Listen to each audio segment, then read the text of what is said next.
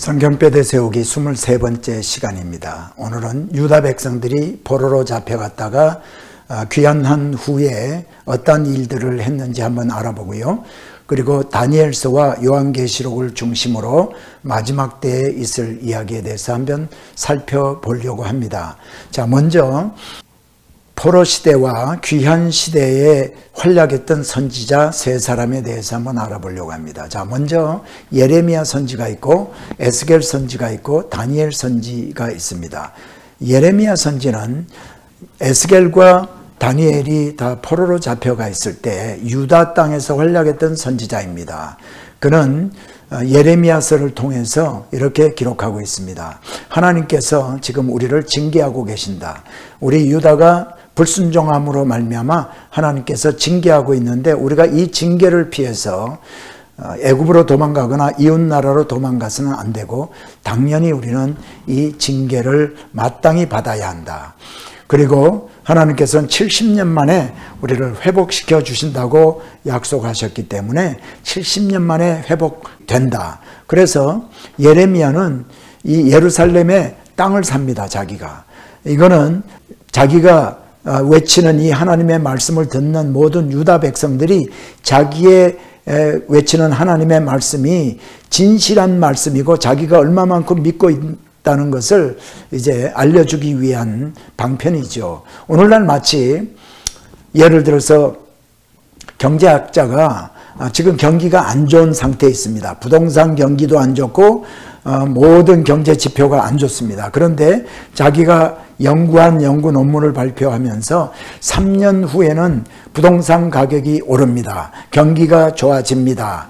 하고 예를 들어서 자기가 논문을 발표했다고 합시다. 그러면 이 사람이 자기가 돈을 가지고 자기 있는 돈으로 집을 사고 땅을 사는 것을 이제 많은 사람들에게 보여줌으로 말미암아 자기가 얼마나 확신 가운데 이것을 믿고 있는지를 보여주는 거가 되겠죠. 그래서 예레미야 25장 11절에 보면 이렇게 기록하고 있습니다.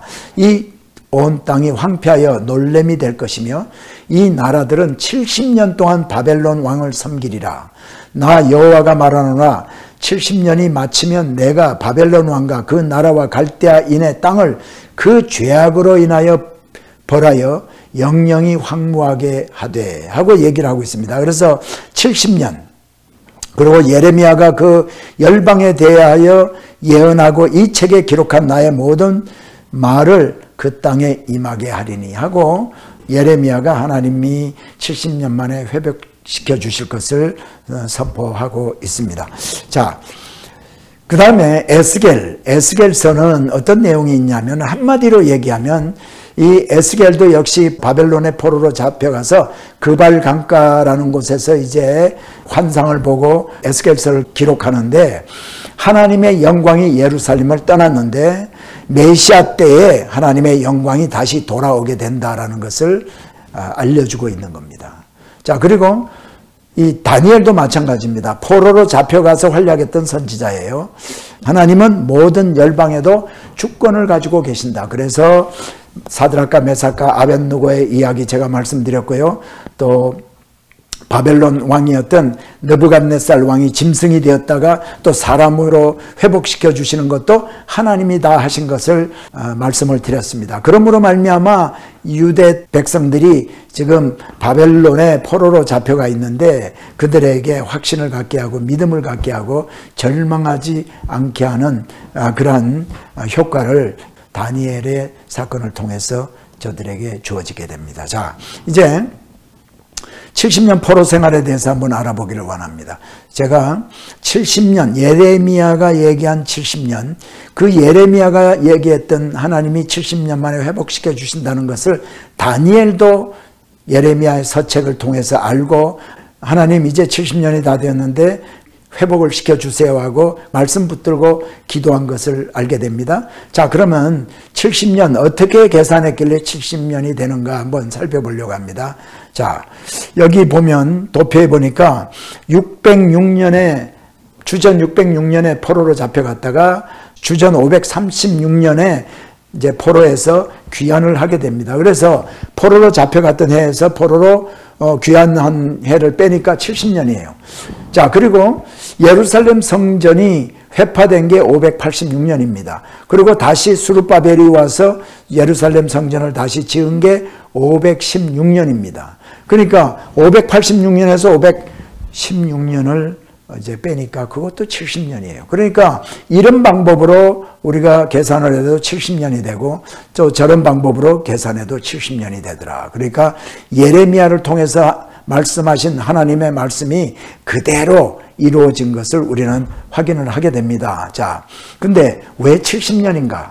왜 70년인가? 자, 역대하 36장 21절에 보면요. 제가 말씀을 여기다가 보여드립니다. 자, 역대하 36장 20절부터 21절에 이렇게 기록이 되어 있습니다. 무릇 칼에서 벗어난 자를 저가 바벨론으로 사로잡아가며, 저라는 거는 이제 바벨론 왕 느부갓네살을 얘기하는 거죠. 무리가 거기서 갈대아 왕이 바벨론 왕입니다. 그 자손의 노예가 되어, 자, 바벨론의 포로로 잡혀가서 노예가 돼서 포로 생활을 하게 됩니다. 그런데 언제까지? 바사국이 주재할 때까지. 이제 바사왕 고레스가 이제 바벨론을 정복을 하고 이제 돌아가라 그러지 않습니까? 그러니까 바사국이 주재할 때까지 이른다. 그때까지 포로 생활을 하게 된다는 거예요. 그러면서 21절 보니까 이에 토지가 황무하여 안식년을 누린같이 안식하여 70년을 지내었으니, 자, 이제 포로로 잡혀가가지고 포로에서 돌아올 때까지라든가 또는 성전이 회파된 것부터 수르바벨 성전이 지은 때까지를 계산해 보니까 70년인데 이 70년은 안식년을 누린 것 같이 70년을 지내게 했다는 겁니다. 그래서 예레미야의 입으로 하신 하나님의 그 말씀이 그대로 응했다라고 역대하 36장에 기록이 되어 있습니다. 그러면 안식년이 뭔가 이제 또 우리 한번 살펴보죠. 안식년. 자, 여러분. 네, 안식년은 레위기 25장, 안식년은 레위기 25장 1절로부터 7절에 있습니다. 이 레위기는 이스라엘 백성들이 시내산 앞에 있을 때 모세가 시내산에 올라가서 이제 율법과 제사법과 모든 것을 받아가지고 내려온 가운데 이 말씀이 있습니다. 그래서 레위기에 25장 1절부터 7절에 보니까 뭐 2절부터 보죠. 이스라엘 자손에게 고하여 이르라. 모세에게 너희는 내가 너희에게 주는 땅에 들어간 후에 그 땅으로 여호와 앞에 안식하게 하라. 이제 너희들이 가나안 땅에 들어가면 그 땅으로 안식하게 하라는 거예요. 그냥 계속해서 쓰지만 말고 안식도 하게 하라는 거예요. 근데 어떻게 안식하느냐? 3절에 보니까 너는 6년 동안 그 밭에 파종하며 6년 동안 포도원을 다스려 그 열매를 거둘 것이다. 자, 6년 동안 땅에 심고 추수하고 포도도 심고 올리브도 심고 그래서 열매도 거두고 6년 동안 하라는 거예요. 6년 동안 한 후에는 그 후에는 어떻게 해요? 제7년에는 땅으로 쉬게 하라. 그래서 안식하게 할지니 여호와께 대한 안식이니라. 이게 하나님의 말씀입니다. 제가요 한번 따져봤습니다. 자, 70년이니까 몇 년 동안 안 쉬었기 때문에 그렇게 됐는가 계산을 해봤거든요. 그러니까 7 곱하기 70년이니까 490년 동안을 안식을 안 했어. 그래서요, 지금 멸망당한 것부터 490년을 더해봤어요. 586년에서부터 490을 더해봤어요. 그랬더니 1076년이 나오더라고요. 만일 606년, 부터 한번 계산을 하면 606년부터 490년을 더하면은 1096년이 되나요? 그러니까 약 1100년 뭐 이때쯤 되니까 이때는 사울 왕이 정확하지는 않지만 사울 왕이 이제 왕정 시대를 시작할 때쯤이라고 보면 됩니다. 그러니까 제가 볼 때 하나님께서 계산한 방법은 왕정 시대, 나라가 세워지고 왕정 시대로부터 해서 유다 백성들이 포로로 잡혀갈 때까지를 계산을 해봤더니 너희들이 안식년 쉬지 않은 횟수가 70년이더라. 그래서 70년 동안을 쉬게 한 것으로 보면 될 것 같다. 그래서 하나님께서 안식년을 강제로 쉬게 하기 위해서 70년이다. 물론 포로로 잡혀가게 한 것은 하나님께 불순종함으로 말미암아 이방 나라에 잡혀가서 그들이 포로 생활을 할 수밖에 없었던 거죠. 근데 그 70년이라는 기간만큼은 하나님이 이스라엘 백성들이 안식년을 쉬게 하지 않은 그 기간 동안을 하나님이 계산해서 찾으셨다. 이걸 이제 우리가 생각을 할 수가 있습니다. 그러니까요, 하나님의 말씀은 1.1핵도 변함이 없고요. 하나님의 말씀에 순종하지 않으면 거기에 대한 징계가 꼭 따르는 것을 우리는 기억하시기를 바랍니다. 자, 그 다음에 자, 귀환하고 나서 어떤 일이 있었는가 한번 살펴보려고 합니다. 자, 귀환. 자, 귀환은 3차에 걸려서 귀환을 했습니다. 고레스 왕 원년에 스룹바벨이라는 사람을 귀환하게 하는데 이분이 귀환할 때 약 5만 명이 같이 귀환을 했습니다. 그 내용은 에스라서 1장으로부터 6장 사이에 기록이 되어 있고요. 자, 언제 귀환을 했는가? 537년이라는 학자도 있고 536년이라는 분들도 있어요. 그래서 중요한 거는 그것보다도 이 스룹바벨이 5만 명과 함께 귀환을 해서 한 일이 무엇인가? 한 일은 바로 무너진 성전을 수축했습니다. 가장 먼저 한 일이 솔로몬 성전이 무너졌지 않습니까? 586년에 무너졌는데 이제 70년 후에 돌아와서 예루살렘 성전을 다시 건축을 했어요. 그 다음에 두 번째는요, 학사 에스라. 학사 에스라가 457 내지는 주전 458년에 귀환을 했는데 2,000명 정도, 많은 무리는 아니죠. 첫 번째 귀환한 거에 비하면 첫 번째는 5만 명이지만 두 번째는 한 2,000명 정도 하고 돌아와서 한 일이 뭔가 무너진 예배를 확립을 시켰습니다. 그동안에 70년 동안 이 예루살렘 성전이 없음으로 말미암아 이스라엘 백성들이 절기도 지내지 아니하고 예배가 완전히 무너졌는데 다시 이 학사 에스라가 무너진 예배를 다시 세웠다. 이게 중요하죠. 그 다음에 세 번째, 느헤미야라는 사람이 돌아왔는데 느헤미야는 아닥사스다 왕 때, 바사 왕국의 아닥사스다 왕 때에 그 술 맡은 관원장이었습니다. 근데 이 술 맡은 관원장이 이제 극히 소수의 무리와 함께 돌아왔습니다. 돌아와서 한 일이 뭔가 하면 무너진 성벽을 건축을 했어요. 성벽. 그래서 이때도 사마리아 사람들의 방해가 많이 있었습니다. 그럼에도 불구하고 자기 집 앞에 한 손에는 쟁기를 들고 한 손에는 칼을 들고 자기 집 앞에 십시일반 이제 집 앞에라도 이렇게 함으로 말미암아 그 성벽이 건축이 되었다. 그런데 제가 여기서 예루살렘 그 성의 역사에 대해서 조금 말씀을 드리려고 해요. 자, 원래 아브라함 시대 때 또는 이 청동기 시대 때는요. 자, 여기 보이는 첫 번째 있는 1번 그림이요. 여기가 여부수족들이 살던 지금에 말하자면 다윗성입니다. 다윗성. 다윗이 아직까지 정복하지 않았기 때문에 다윗성이라고 하지 않고 여부수 사람들이 살았는데, 그럼 여기 위에 있는 건 뭔가? 여기 위에 있는 이 선은요, 지금 현재 우리가 예루살렘을 가면 이 Old City, 예루살렘의 옛날 예루살렘에 남아있는 성벽입니다. 이 성벽은 나중에 모슬렘들이 들어와 가지고 이렇게 만들고 해서 지금 현재 남아있는 그 성벽이거든요. 그러니까 하얗게 이렇게 되어 있는 이거는 그 당시에는 없었던 거죠. 그러니까 우리에게 지금 현재 있는 것과 비교해서 보여주기 위해서 이 그림을 그린 거고요. 여기 사각으로 되어 있는 거는 지금 현재 가면은 있는 그 템플 마운트, 성전산이라는 곳에 이제 그 모슬렘 성전이 이렇게 있어요. 그 터입니다. 그 터를 지금 요 가르쳐 준 거고. 그래서 자, 청동기 시대는 이렇게 작아요. 그런데 이제 철기 시대 때 들어와서 다윗이 정복하고 나서부터 한 200년 정도 동안 자, 이렇게 넓어집니다.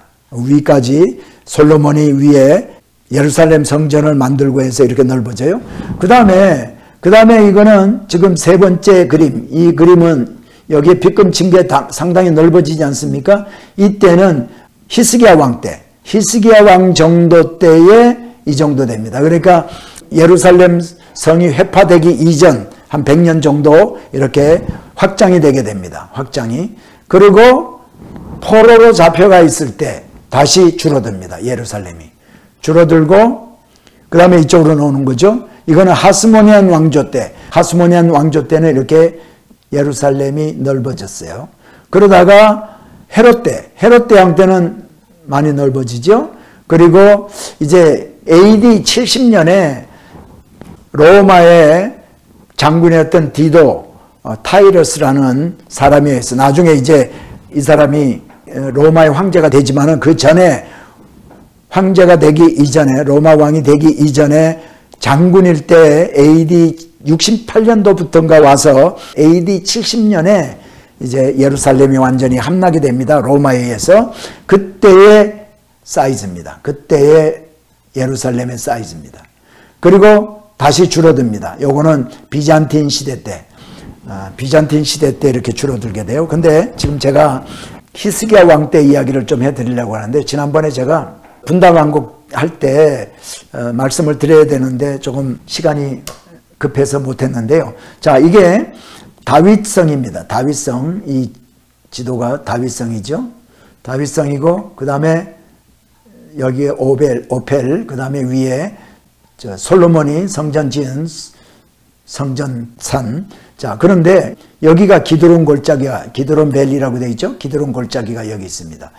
제가 저번에 말씀드렸습니다. 솔로몬 왕이 왕으로 이제 기름 부음을 받을 때 다윗이 사독과 그 부하들 해가지고 내려가서 기온샘에 가서 기름을 붓고 이제 다윗의 그 노새를 타고 양강나팔을 불면서 올라오라 이렇게 말씀을 했어요. 기온샘이 성 밖에 있었습니다. 그래서 이 기온샘을 보호하기 위해서 나중에 이제 여기에 히스기야 왕 때에 기온샘을 보호하기 위해서요, 이 샘물을 성 안으로 끌어들입니다. 성 안으로. 그래서요, 그때 철 연장이 있긴 있었어요. 그래서 이 다윗성의 밑에 지하로부터 들어가 가지고요, 이 기온샘은 상당히 낮은 데 있거든요. 여기는 높고. 그러니까 낮은 데서 나오는 샘물을 이제 구멍을 뚫어 가지고, 지하로 구멍을 뚫어 가지고 실로암으로 물을 끌어옵니다. 실로암으로. 그런데 여기에서 파들어가고 또 기온샘에서부터 파들어옵니다. 파들어와 가지고 이렇게 해가지고 여기서 만납니다. 참 그 당시에요. 지금부터 이게 그러니까 히스기야 왕 때니까요. 히스기야 왕 때니까 지금부터 2700년? 6,700년 아마 됐을 겁니다. 그때에 무슨 뭐 다른 도구가 없이 철 연장 하나만 가지고 들어가서 이렇게 구멍을 파가지고요, 이제 이쪽에서 파고 이쪽에서 파 들어와서 딱 만나게 돼요. 그래서 이 물을 끌어가지고 실로암이라는 곳에 오게 됩니다. 그래서 나중에 예수님 당시에는 이 실로암이 얼마나 큰지 몰라요. 수영장처럼 크게 만들었습니다. 그래가지고 많은 사람들이, 유다 백성들이 여기 와서 정결 예식을 하고 이 시티 오브 데이빗 이쪽으로 올라가서 헤롯 성전에 가가지고 이제 절기를 지내고 했던 이 실로암 풀. 그래서 제가요, 여기에 이제 기온샘으로부터 들어가가지고 실로암 풀까지 오면서 그 안에서 영상 찍은 게 조금 있습니다. 그거를 조금 여러분들에게 보여드리고자 합니다. 자, 잠시만 이렇게 보고, 그 안에 히스기야 터널, 이걸 히스기야 터널이라고 하는데 히스기야 터널이 어떻게 생겼나 좀 느끼시기 바랍니다. 자, 들어갈 때 보면은요, 물이 이제 기온샘에서부터 실로암까지 물이 있으니까 물이 흐릅니다. 아주 시원하고 맑은 물이 흘러요. 물이 많을 때 가면은요, 반바지를 입고 우리가 들어가는데 반바지의 한 반 정도는 이제 허벅지까지 이렇게 젖기도 하고요. 때로는 뭐 허벅지 키가 좀 작은 사람은 더 젖기도 하고 그렇게 이제 됩니다. 한번 보여드리겠습니다.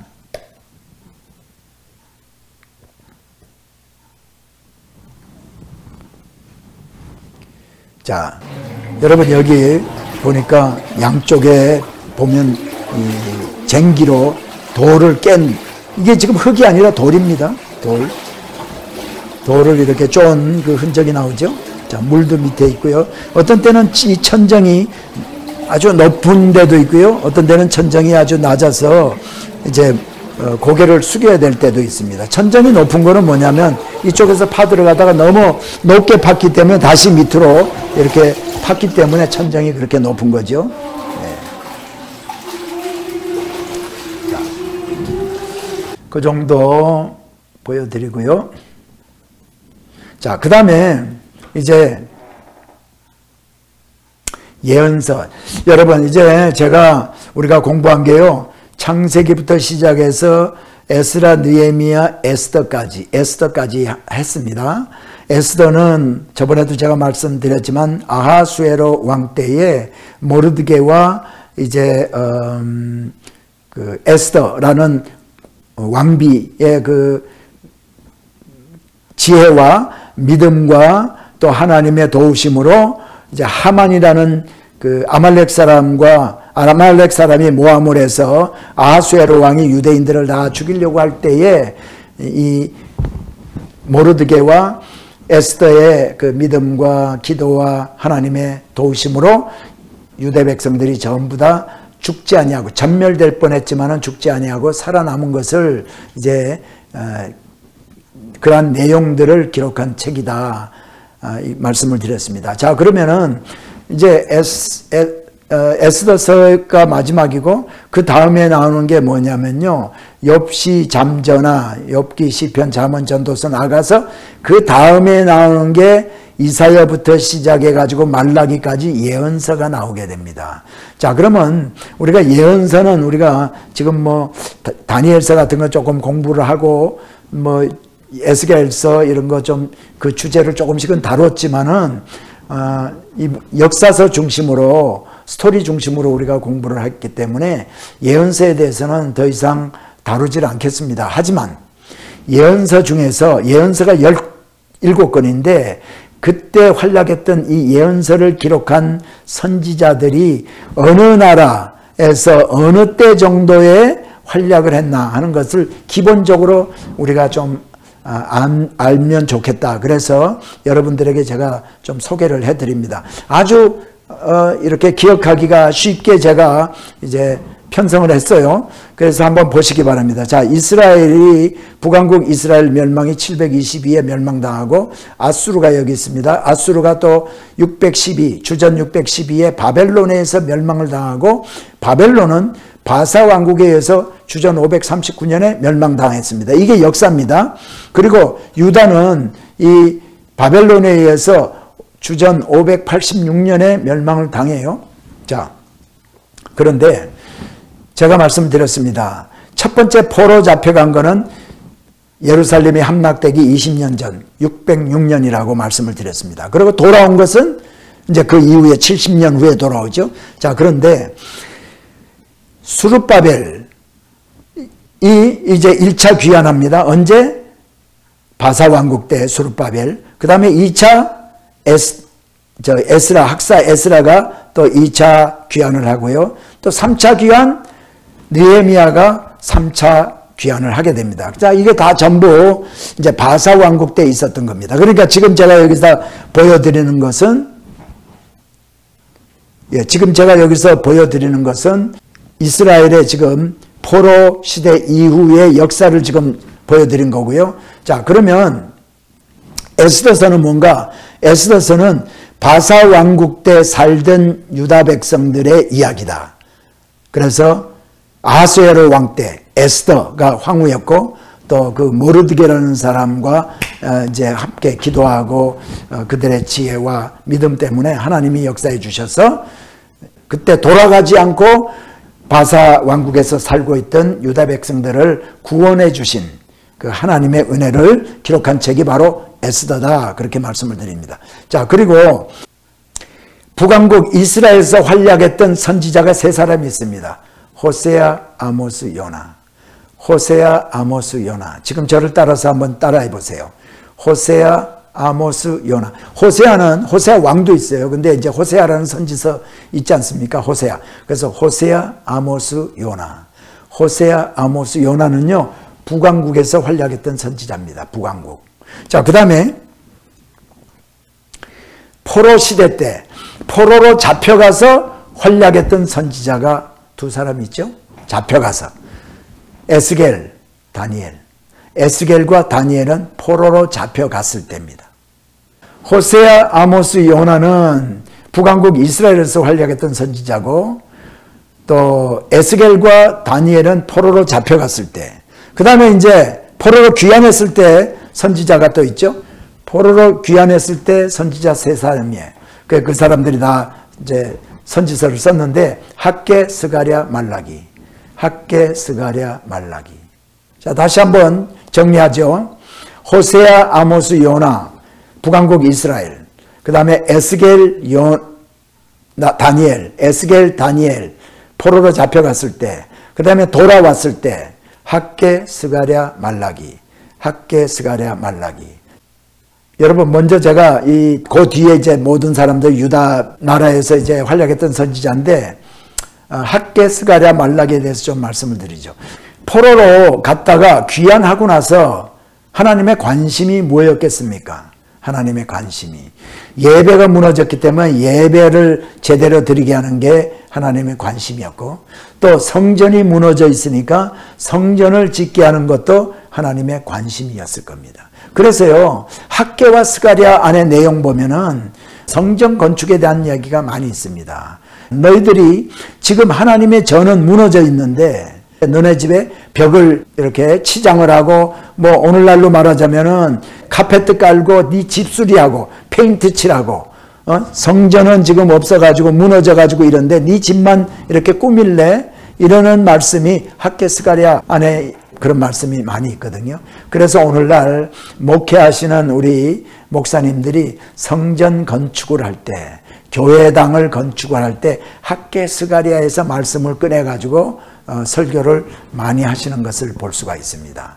자, 그래서 이스라엘에서 활약했던 선지자 호세아, 아모스, 요나, 그 다음에 포로 시대에 포로로 잡혀가서 활약했던 선지자 에스겔과 다니엘, 그 다음에 돌아와서 귀환했을 때 선지자 학개, 스가랴, 말라기. 자, 그러니까 8사람이 해결이 됐습니다.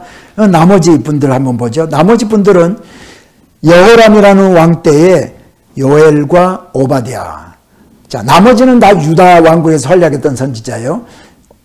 요엘과 오바댜, 그 다음에 이사야와 미가, 또 예레미야 애가, 물론 예레미야 애가는 책입니다. 예레미야가 쓴 책이죠. 예레미야 애가, 나훔, 하박국, 스바냐, 이거 다 유다 지파 여호야김 때 이렇게 활약했던 선지자들입니다. 그러니까 선지서가 17권이 있는데, 한마디로 그 17권을 여러분이 읽을 때 기억해야 될 게, 호세아, 아모스, 요나는 북왕국 이스라엘에서 이제 활약했던 선지자고, 에스겔과 다니엘은 포로로 잡혀갔을 때, 유다 백성들이 포로로 잡혀갔을 때 활약했던 선지자고, 학개, 스가랴, 말라기는 귀환하고 나서, 돌아오고 나서, 포로에서부터 돌아와서 그 유다 땅에서 살면서 기록한 선지서다. 그 다음에 나머지 선지서, 예? 요엘, 오바댜, 또 이사야, 미가, 예레미야 애가, 그 다음에 하박국, 이제 스바냐, 이것들은 유다 왕국 때 여호람이라든가 히스기야라든가, 여호람은 바알을 섬기고 이렇게 많이 할 때 이 왕입니다. 여호람이. 또 히스기야 왕 때, 히스기야 왕 때도 이제 거의 마지막 부분에 많이 가까운데 외침이 많을 때죠. 아수리아라든가 바벨론이라든가 많이 쳐들어오고 그럴 때고, 여호야김은 그야말로 이제 거의 마지막 때였습니다. 자, 그래서 이 예언서의 위치에 대해서 어디에서 활약하던 선지자가 기록한 책인가 하는 것을 좀 보여주는 건데, 참고가 여러분이 이제 되었으면 좋겠다. 예언서는 더 이상 하지 않고 이걸로 예언서는 이제 끝이겠습니다. 자, 그 다음에 신구약 이제 중간기 때 다시 한번 그 정리를 좀 해드리면은, 바사 왕국 때 있었던 왕들, 성경에 등장하는 왕들이 이제 고레스 왕, 아하수에로 왕, 그 다음에 아닥사스다 왕, 그렇습니다. 고레스 왕, 아하수에로 왕, 아닥사스다 왕. 제가요, 아까 그 예언서 위치에 대해서 보여드릴 때 제 그 얼굴 때문에 이제 여러분에게 좀 이게 볼 수가 없었던 부분이 있어서 잠시 다시 한번 간단히 설명드리면서 저를 빼겠습니다. 자, 여러분 보세요. 그래서 1차 스룹바벨, 2차 에스라, 3차 느헤미야 이제 역사 귀환 시대 때 귀환했던 분들, 리더들을 지금 여기 보여주고 있고, 그 다음에 에스더서는 바사 왕국에서 살던 유대 백성들의 이야기가 기록된 게 에스더서다. 그 다음에 귀환 시대 때 학개, 스가랴, 말라기. 그래서 여러분 혹시 도표를 이제 그리시기를 원하시는 분들은 나중에 다시 한번 보시면서 이거를 스크린 캡처 하셔가지고 이제 사용하시면 될 것 같습니다. 자, 다시 아까 보여드리려고 했던 대로 다시 돌아가겠습니다. 자, 신구약 중간기 때 성경에 등장하는 왕들입니다. 자, 바사 왕국. 바사 왕국의 왕은 고레스 왕, 그 다음에 아하수에로 왕, 그 다음에 아닥사스다 왕. 아닥사스다 왕은 느헤미야를 돌아가게 한 왕이죠. 그 다음에 아하수에로 왕은 에스더서가 기록이 되어 있을 때의 바사의 왕이고요. 고레스는 첫 번째 포로로 돌아가라. 그래서 고레스 왕이 바벨론을 이제 멸망시키고 그 해에 이제 돌아가라 했던 왕. 자, 그 다음에 헬라, 그리스의 또 이제 이야기, 신구약 중간기 때 등장하는 이야기의 주요 인물이 누구냐, 주요 왕이 누구냐면 알렉산더 대왕입니다. 알렉산더 대왕. 이 알렉산더의 선생님이 바로 아리스토텔레스였습니다. 그리고 아리스토텔레스가 죽고 나서 4명의 부하들이, 장수들이 이제 나라를, 영토를 나누어 갖게 된다. 그때 뭐 갈등도 있고 그랬겠죠. 자, 그런데 이거를 디아도치다 이렇게 얘기를 해요. 디아도치. 그리고 거기에서 중요한 나라가 프톨레미 또는 톨레미 왕조와 셀루커스 왕조. 셀루커스 왕조는 대표적으로 터키와 그 다음에 이락, 지금의 이락과 터키 부근, 저 북쪽에, 그래서 이걸 북방왕이라고 그러고, 그 다음에 톨레미 왕조는 애굽을 중심으로 해서 가나안 땅을 포함해서 처음 한 100년 정도를 통치를 했던 나라가 톨레미. 그래서 북방왕, 남방왕. 다니엘서에 그렇게 기록이 되어 있습니다. 다음에 히브리가 이제 독립을 합니다. 자, 제가 저번에도 말씀드렸지만 톨레미 왕조가 가나안 땅을 다스리고 있을 때 안디오코스 4세가 몰아내고, 톨레미 왕조를 몰아내고 여기를 통치하게 되는데, 그때 통치할 때 폭정을 함으로 말미암아 마따디아라는 사람의 5 아들들과 함께 반란을 일으켰다. 그래서 그걸 마카비 혁명이라 그렇게 부르고, 그때부터 이게 마카비 혁명했던 기간이 25년이군요. 25년 정도에 걸쳐서 이 반란을 일으켰어요. 그러고 나서 하스모니안 왕조가 이제 세워진다. 그래서 하스모니안 왕조 시대다. 그리고 이듬해 총독이었던 안티파스, 헤롯의 할아버지가 이제 거기에 총독으로 임명을 하게 된다. 그래서 이제 헤롯 대왕까지가 연결되는 이야기 제가 말씀을 드렸습니다. 그래서 로마는 주전 63부터 AD 70년까지 이제 통치를 하게 되는데, AD 70년은 바로 예루살렘을 함락시켰던 그때입니다. 자, 그런데 여기 보이는 안티파텔은 헤롯의 아버지입니다. 그러니까 헤롯의 할아버지가 이제 죽게 되고, 그 다음에 헤롯의 할아버지 안티파스, 그 다음에 안티파텔의 아들 헤롯 대왕.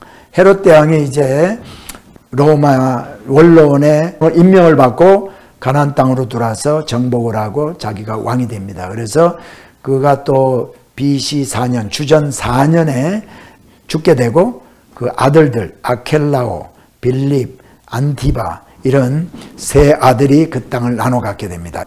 이 부분은 신약할 때 제가 다시 지도를 보여드리면서 설명을 다시 드리겠습니다. 자, 지금 이 시간은 중간기 국가에 대한 예언이 다니엘서의 꿈 가운데서 등장하게 됩니다. 그래서 그거를 잠시 도표를 통해서 한번 보여드리려고 합니다.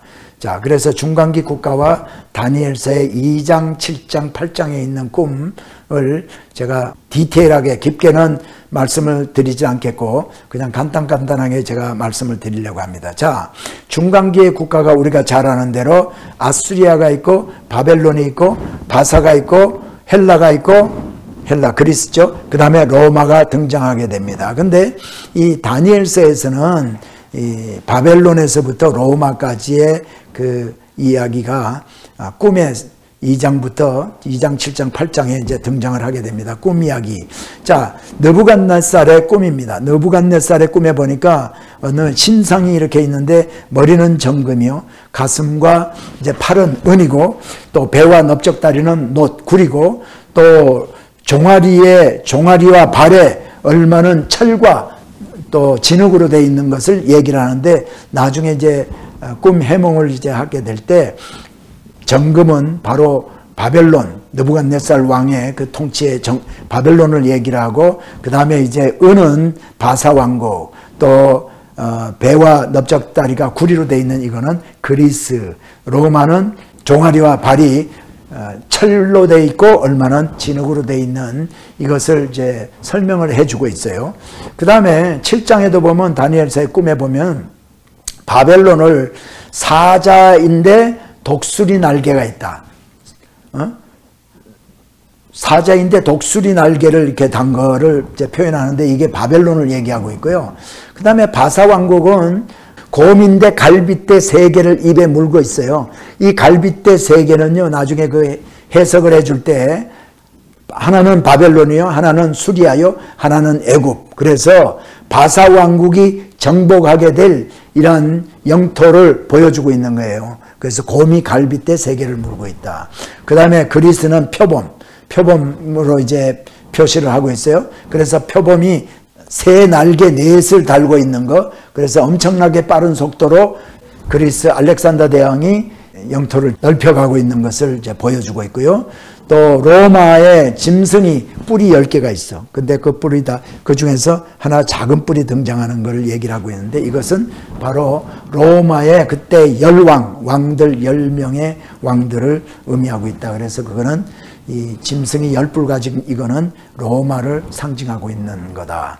그 다음에 이제 8장의 다니엘 꿈에는 바사 왕국은요, 숫양인데 두 뿔이,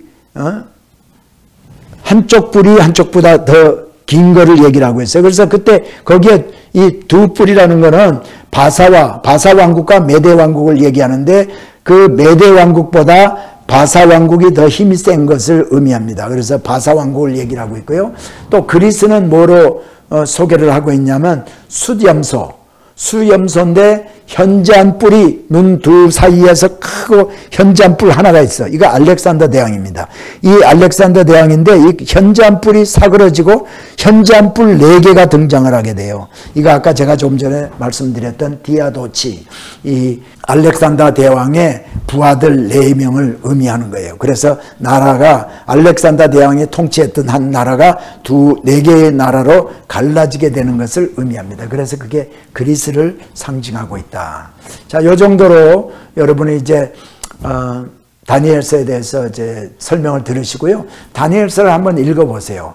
다니엘서는 다니엘 이후에, 바벨론 이후에 있을 나라들에 대한 역사를 얘기를 하고 있지만은 마지막 때의 이야기를 또 이렇게 하고 있습니다. 그래서 그 마지막 때 이야기는 요한계시록과 다 연결이 되게 돼 있는 겁니다. 자, 다니엘서 9장 24절로부터 27절에 있는 내용을 제가 여러분에게 좀 설명을 드리려고 합니다. 이 내용이 이제 보통 우리 성도님들이 이제 이해가 조금 어려운 그런 부분이기 때문에 제가 도표를 만들어서요, 설명을 좀 해드리려고 합니다. 자, 먼저 거기에 71회라고 나옵니다. 77.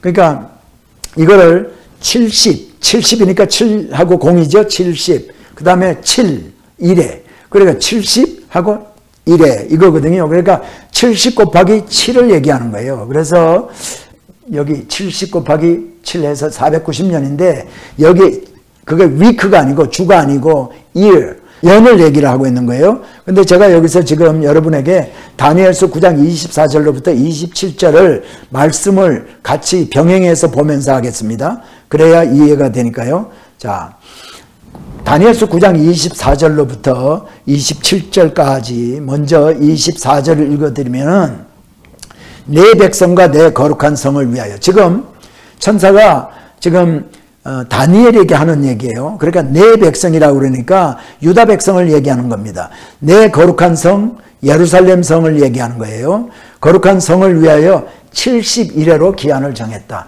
자, 네 나라와 네 백성과 네 성전을 위해서 70일에 70 곱하기 7 490년을 기한을 정했다는 거예요. 자, 이 기간 안에 이 기간 동안에 어떤 일이 이루어질 것을 지금 예언을 하고 있는 겁니다.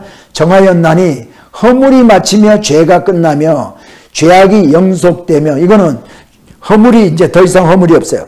죄가 끝나. 그리고 죄악이 영원토록 속죄가 되는 거예요.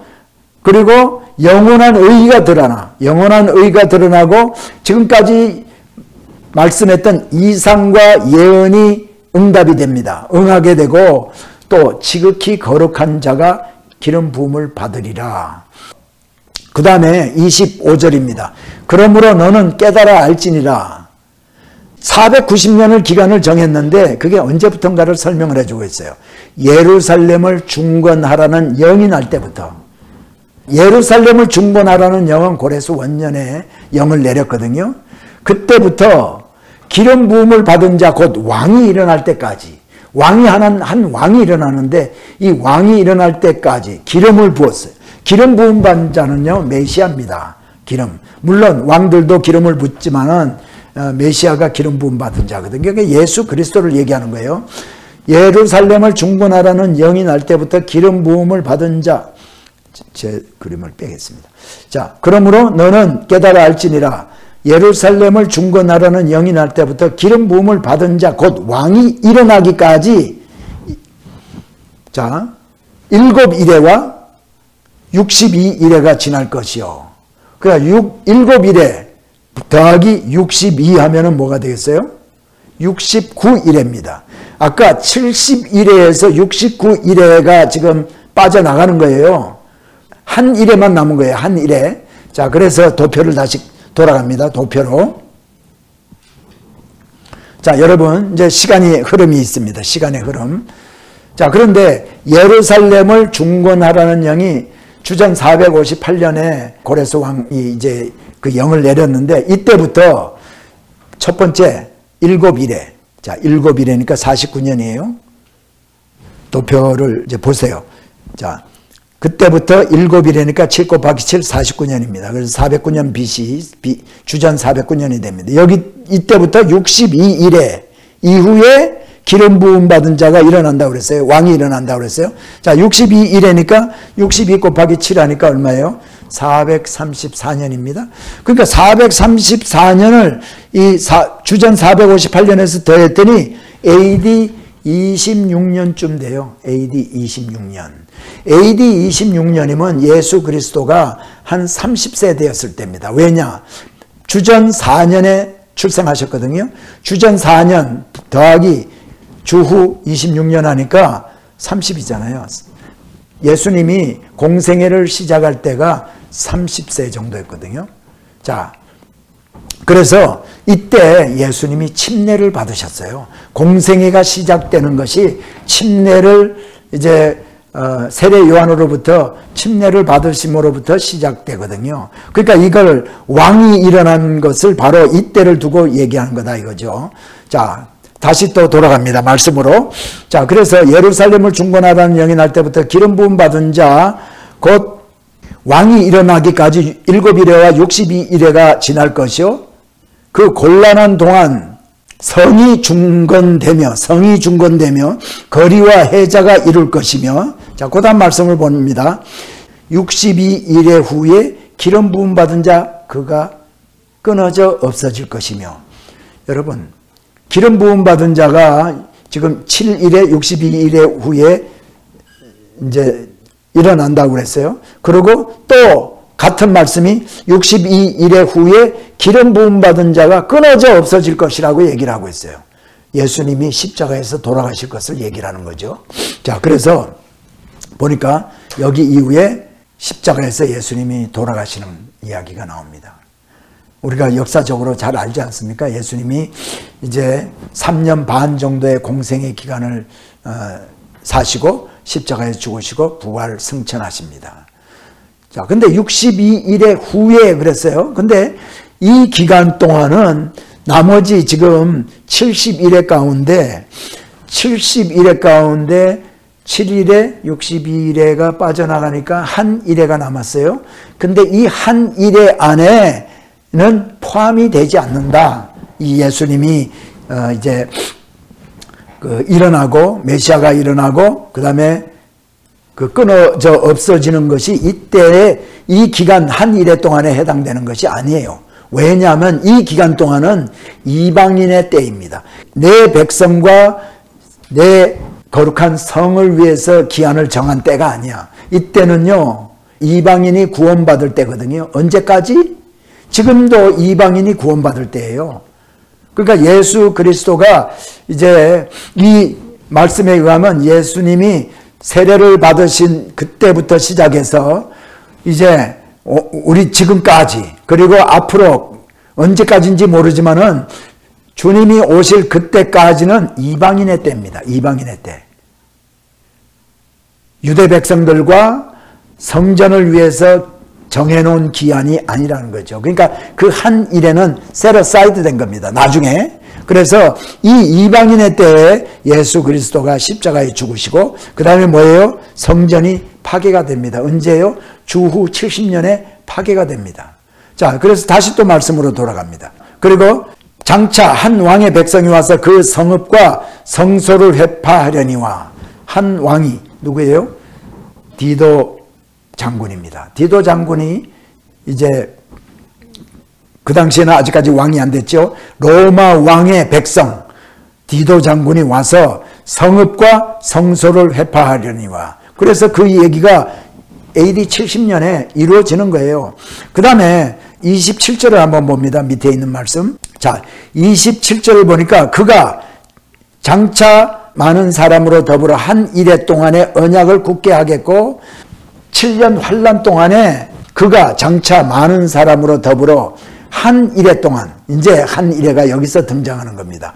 지금까지 69일해가 빠져나갔고 한 일해 동안에 언약을 굳게 정하겠고, 그러니까 적그리스도가 나중에 이 7년 때 처음에 등장을 해가지고 아주 경제적으로나 모든 면에 있어서 풍족한 삶을 살 수 있도록 약속을 굳게 합니다. 그렇게 했다가 7년의 절반 가운데 왔을 때 여기 보니까 그가 그 일해의 절반에 제사와 예물을 금지할 것이며 제사도 못 지내게 하고 예물도 못 드리게 하고 그리고 잠포하여 미운 물건이 날개를 의지하여 설 것이며, 아마 그때 무슨 우상을 성전에다가 세워놓고 그 얘기가 여기 나오죠. 미운 물건이 날개를 의지하여 설 것이며 또 이미 정한 종말까지 진노가 황폐케 하는 자에게 쏟아지리라. 정한 종말까지, 세상 끝날이 될 때까지 진노가 황폐케 하는 자에게 쏟아지리라. 자, 요 부분 다시 봅니다. 자, 그래서 나머지 한 일해가 뭐냐? 지금 이때입니다. 나머지 한 일해. 한 일해가요, 결국은 7년 환란입니다. 우리는 지금 여기 그 부근에 살고 있어요. 이방인의 때에 우리가 살고 있습니다. 자, 이 데살로니가 전서 4장 16절부터 17절에 보면은 천사장의 나팔 소리가 울려 퍼질 때 주님이 공중에 재림하시고 그때 예수 믿고 죽은 자, 자는 자들이 다 일어나고 그리고 이 땅에서 살던 사람, 살아있는 자, 그래서 그때 뭐라고 설명하냐면 살아있는 자도 자는 자보다 결단코 앞서지 못하겠으며 이 자는 자들이 먼저 일어나고 그 다음에 우리가 호련히 공중에 들리는 것을 얘기를 하고 있어요. 그러니까 주님이 공중 재림할 때 주 안에서 죽은 자들이 다 일어나고 그 다음에 살아서 주님이 공중 재림한 것을 이제 경험하는 사람들은 그때 휴거, 들림을 받습니다. 그리고 이 땅에는 7년 동안 환란이 있는데 7년이 시작될 이때 적그리스도가 굳게 언약을 맺겠고 한 일의 절반이 되었을 때에 돌변합니다. 돌변해가지고 하는 것들이 성전을 회파하고 절기를 금하고 예물을 금하고 이런 일, 이제 본색을 드러내는 거죠. 그래서 미운 물건, 그러니까 우상의 우상단지 같은 것을 성전에 갖다 놓고 그것을 섬기게 하고 막 이럴 때 종말까지, 종말이 언제예요? 이때까지 종말까지 진노가 임하게 된다. 그 진노가 바로 요한계시록에서 얘기하는 7가지 인의 재앙, 7가지 나팔의 재앙, 7가지 대접의 재앙이 이때 쏟아진다는 겁니다. 예수 안 믿는 사람은 이때를 이제 경험하게 되지만 우리 예수 믿는 사람은 이때를 경험하지 않고 다 들림받고 또 주님이 오시기 전에 예수 안에서 죽은 자들은 다 부활해서 주님과 함께 7년 동안 주님과 함께 있을 줄 믿습니다. 그러다가 이제 7년 환란이 끝나게 될 때 이제 이 땅에 우리가 이제 오게 되는 거죠. 자, 여기까지 이제 말씀을 드리고요. 예수님이 이제 다시 재림해서 이 땅에 천년 왕국이 펼쳐지게 됩니다. 자, 환란에 대해서 이 환란기 동안에 있을 것을 좀 제가 설명을 좀 드리겠습니다. 이 7년 동안에 어떤 일이 벌어지는가. 물론 3가지 재앙이죠. 인의 재앙, 나팔의 재앙, 대접의 재앙이 기록이 되어 있습니다. 자, 대환란에 대해서 제가 좀 말씀을 드립니다. 자, 이게 시간입니다. 시간인데, 자, 다니엘의 마지막 일에, 그래서 이 일의 마지막 일회가 7년인데 7년 대환란을 얘기를 하고 있다. 그래서 아까 다니엘서 26장부터 27장에 2절에 걸쳐서 기록되어 있는 것이 바로 적그리스도가 이 땅에 와서 유대인과 약속을 하고 3년 반 후에 이제 그 약속을 파기하고 이제 돌변하는 것을 얘기를 하고 있어요. 그래서 인의 재앙이 어떻게 이제 벌어지냐면, 자, 여기는 이제 지금 절반입니다. 절반. 처음에 인의 재앙이요. 첫 번째 재앙, 두 번째 재앙, 세 번째, 네 번째, 다섯 번째, 여섯 번째 해가지고 6번째 재앙 정도가 그게 극심한 재앙이 아니거든요. 그게 아마 7년 중에서 중간쯤까지의 6번째 재앙이 펼쳐지고요. 쏟아지고, 그 다음에 마지막 7번째 재앙이 7년 환란의 절반에서부터 7년이 마칠 때까지 그렇게 우리가 이해를 해야 됩니다. 그리고 이 인의 재앙을 다시 이제 설명하고 있는 것이 뭐냐면 7개의 나팔 재앙입니다. 그래서 첫 번째부터 6번째 재앙이 있고 나팔의 재앙이 있고 마지막 자, 제가 다시 보여드리겠습니다. 자, 지금 7번째 인의 재앙이 있습니다. 그리고 이 7번째 인의 재앙은 7개의 나팔의 재앙을 포함하고 있다는 얘기예요. 그래서 6번째 재앙까지가 이렇게 쏟아지고 그 다음에 7번째 나팔의 재앙이 쏟아집니다. 자, 7번째 나팔의 재앙은 7개의 대접의 재앙을 포함하고 있어요. 무슨 말인지 아시겠죠? 그러니까 다시 이제 보여드립니다. 자, 그래서 7개의 대접의 재앙을 다 포함하고 있다. 그래서 7년 환란 마지막 때에는요, 천둥이 치고 번개가 치고 지진이 있고 땅이 갈라지고 물이 막 피바다가 되고요, 별이 떨어지고 이런 재앙들이 있게 된다는 거예요. 자, 여러분, 우리가 보통 일반적으로 생각을 하면 이렇게 생각합니다. 7년이 있습니다. 7년. 그러면 7년 가운데 먼저 7개 인의 재앙이 있고, 그 다음에 7개 나팔의 재앙이 있고, 그 다음에 7개 대접의 재앙이 있다. 이렇게 우리가 생각할 수가 있어요. 근데 그게 아닙니다. 아니고 7개 인의 재앙이 여기 있는데 마지막 7번째 인의 재앙이 7개의 나팔의 재앙을 포함하고 있고 7번째 나팔의 재앙이 7개의 대접의 재앙을 포함하고 있다. 그러니까요, 갈수록 극심한 재앙을 얘기를 해주고 있습니다. 자, 이제 요 한 가지만 말씀드리고 오늘 말씀을 마치려고 합니다. 자, 요한계시록 5장에 보면은 제가 여러분 제 얼굴을 빼고 한번 보세요. 요한계시록 5장에 보면 1절부터 5절까지 내가 봄에, 이게 이제 사도 요한이 지금 환상을 보는 겁니다. 환상 가운데 이제 보는데, 내가 봄에 보좌에 앉으신 이의 오른손에 책이 있으니 안팎으로 썼고 7인으로 봉하였더라. 이 예전에 책이라는 것은 이 고대시대 때 책은 이런 두루마리입니다. 두루마리. 파피루스라는 그 식물에서 종이를 만들었어요. 이렇게. 그래서 이 종이가 책인데, 책이 바로 이 종이에요. 그래서 이렇게 있으면 이렇게 글을 쓰고 전부 이렇게 말고는 이거를 갖다가 봉을 합니다. 봉은 어떻게 하는가? 봉함을 끈으로 묶고, 처음에 실하고 나중에 실을 묶고 여기다 진흙으로 묶습니다. 진흙으로 이렇게 눌러서 실이 진흙 안에 포함되도록 해서 이걸 보통 인장이 이렇게 반지 인장을 많이들 갖고 있었는데 이걸 이렇게 찍습니다. 근데 7개로 봉함이 있었더라. 근데 이 봉함을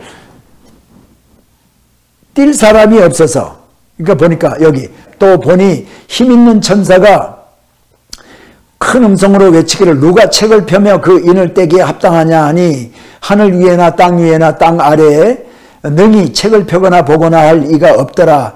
이 책을 펴거나 보거나 하기에 합당한 자가 보이지 않기로 내가 크게 울었더니 장로 중에 하나가 내게 말하되 울지 마라. 유대 지파의 사자 다윗의 뿌리가 이기었으니, 여러분 예수님은 유대 지파의 후손입니다. 다윗의 뿌리입니다. 다윗보다 1000년 후에 예수 그리스도가 유다 지파로 오시지 않습니까? 그러니까 다윗의 뿌리가 이겼으니 이 책과 그 7인을 떼시리라 하더라. 여러분, 예수 그리스도가 이거를 띈다는 거예요. 그래서 이 인의 재앙, 7개 인의 재앙이 바로 오늘 나팔 재앙과 대접의 재앙을 다 포함하는 재앙이거든요. 그러니까 이 7재앙이 지금 사도 요한이 인을 뗄 자가 없어서 크게 울었다라고 얘기하잖아요. 근데 이것을 다니엘서를 한번 봅니다. 다니엘서 12장 4절에 보면 천사가 마지막 때에 대해서 얘기를 해줍니다. 그리고 하는 얘기가 다니엘아, 마지막 때까지 이 말을 간수하고 이 글을 봉함하라. 어떻게 해요? 이렇게 해서 봉함하라. 많은 사람이 빨리 왕래하며 지식이 더하리라. 언제까지 봉함하냐? 많은 사람이 빨리 왕래하며 지식이 더하게 될 그때. 그 마지막 때까지 봉함하라는 거예요. 근데 앞으로 많은 사람이 빨리 왕래하며 지식이 더하리라. 야, 여러분, 이 다니엘은 지금부터 약 2500년 전에 살던 사람인데 천사가 이렇게 얘기해 줍니다. 앞으로 마지막에 있을, 조금 전에 말씀드린 이런 것들 다 포함한 거죠. 이 포함한 이 말씀을 마지막 때까지 봉함하고 지금 발설하지 말라는 거예요. 얘기하지 말라는 겁니다.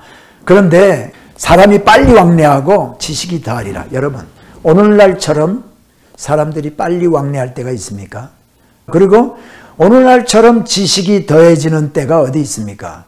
제가 예전에 한국에서 직장 생활할 때 해외에 연수를 간 적이 있었습니다. 영국과 스위스를 연수 간 적이 있었는데 그때 우리나라에는 컴퓨터가 메인 프레임 컴퓨터, IBM이라든가 유니백이라든가 이런 컴퓨터가요, 엄청난 캐비넷같이 큰 컴퓨터들이 있었는데 그런 컴퓨터들이 우리나라에 27대가 있었어요. 한국생산성 본부, 중앙정보부, 또 광운전자대학, 연세대학교 뭐 해서요, 이 대한민국에 27개가 있어요. 근데 그때의 큰 컴퓨터보다도 오늘날 우리 전화기 하나에가 더 많은 정보를 담고 있고 더 많은 일들을 하게 됩니다. 여기 제 앞에 랩탑이 이렇게 있지만 이 랩탑 하나가요, 그 당시 그들이 갖고 있는 것보다도 더 빠르게 모든 일들을 수행할 수 있는 이런 그 다음에 인터넷은 어떻습니까? 여러분 필요한 거 궁금하면은요, 모르는 거 있으면 전부 다 인터넷 들어가서 구글에서 서치하고요. 또 유튜브에 들어가서 이렇게 사용하는 법 모르면 이렇게 누르면요, 유튜브의 영상으로 사용하는 법이 다 나와 있습니다. 그러니까 오늘날처럼 지식이 이렇게 많이 더해진 적이 없다는 거죠. 자, 12장 다니엘서 12장 9절에도 보면 천사가 그가 가로되 다니엘아 갈지어다 대저 이 말은 마지막 때까지 간수하고 봉함할 것이니라. 여러분, 그러니까 이 사도 요한이 인을 떼지 못해서 뗄 사람이 없어서 통곡을 한 그것이 다니엘이 마지막 때까지 봉함해서 가지고 있어야 될 마지막 때의 일, 이것을 지금 사도 요한이 지금 보고 있는 거예요. 그러니까 유대인들은 벌써 요한계시록을 읽으면 이거는 다니엘서에 다니엘에게 천사가 마지막 때까지 봉하면서 그때 뜯으라고 얘기했던 그것이 이제 요한계시록에 와서 마지막 때 뜯어지는가 하는 것을 우리가 보게 됩니다. 자, 오늘 여기까지 이제 공부를 하고요. 다음번에는 실제 천년왕국 요한계시록과 데살로니가 전서라든가 고린도 전서에 있는 걸 종합적으로 해서 마지막 때 우리가 어떻게 천국으로 입성하게 되는가 하는 것을 보여주는 도표 4개를 보여주려고 합니다. 그래서 저는 이제 환란 전 휴거설을 맞다라고 이제 믿고 있지만 환란 후 휴거설, 또 무천년설, 또 그리고 후천년설, 이런 다른 학자들이 주장하는 종말론에 대해서도 제가 좀 여러분들에게 도표를 통해서 설명을 해드리고 왜 그들이 그런 종말론을 가지게 되었나 하는 것, 또 제가 그것이 왜 틀렸나 하는 것, 왜 틀리다라고 내가 생각하는가를 설명을 드리겠습니다. 오늘 장시간 또 공부하시느라고 수고 많이 하셨는데요. 이제 24 강의 때 여러분 뵙겠습니다. 수고하셨습니다.